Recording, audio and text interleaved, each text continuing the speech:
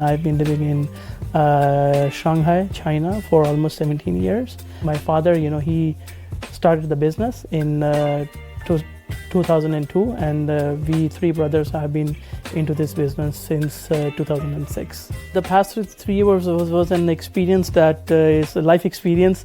It's something that that changed everybody's life emotionally, economically. But to be true with you, it has been very safe. It has been very safe here, in China.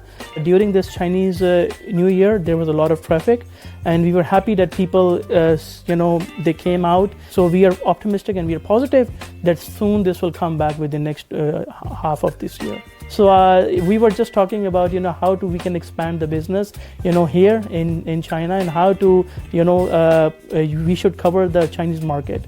And we have more opportunities to display our Pakistani product to other parts like Chengdu, and other different cities.